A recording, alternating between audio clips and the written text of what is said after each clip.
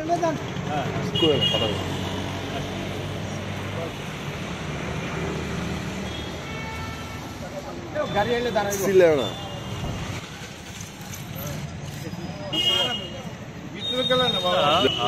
Tripura blind অ্যাসোসিয়েশনের পক্ষ থেকে রাজ্যের বুনিয়াদী ও মাধ্যমিক শিক্ষা দপ্তরের মাননীয় অধিকর্তা শ্রী নৃপেন্দ্র চন্দ্র শর্মার নিকট ত্রিপুরার দৃষ্টিহীনদের স্বার্থ সংশ্লিষ্ট, বিশেষ করে যারা ছাত্র এবং শিক্ষক, তাদের স্বার্থ সংশ্লিষ্ট মোট 8 দফা দাবির ভিত্তিতে আজকে আমরা ওনার সঙ্গে ডেপুটেশনে মিলিত হচ্ছি।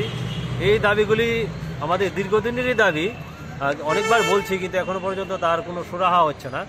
বিশেষত যারা দৃষ্টিহীন ছাত্রছাত্রী যারা আছে তাদের জন্য সিলেবাস অনুযায়ী ব্রেইল বইয়ের ব্যবস্থা করা, দৃষ্টিহীন বিদ্যালয়গুলিতে পর্যাপ্ত পরিমাণে শিক্ষক প্রদান করা। যদিও এই বিদ্যালয়গুলি সমাজ কল্যাণ দপ্তর পরিচালিত করেন, তারপরেও সবসময় শিক্ষা দপ্তর ডেপুটেশনের মাধ্যমে শিক্ষক প্রদান করে থাকেন।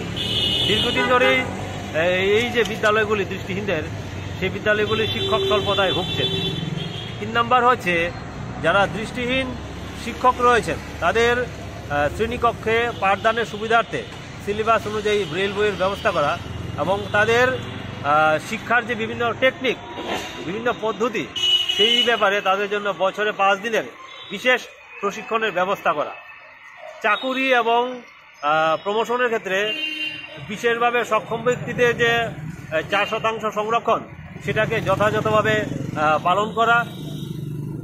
বিশেষভাবে সক্ষম ব্যক্তিদের অধিকার আইন 2016 অনুযায়ী বুনিয়াদী ও মাধ্যমিক শিক্ষা দপ্তরে প্রতিবন্ধকতাযুক্ত ব্যক্তিদের যে বিষয়গুলি দেখার জন্য একজন বিশেষ দায়িত্বপ্রাপ্ত আধিকারিক নিয়োগ করা। সেই দাবিগুলো নিয়ে আজকে আমরা ওনার সঙ্গে মিলিত হব।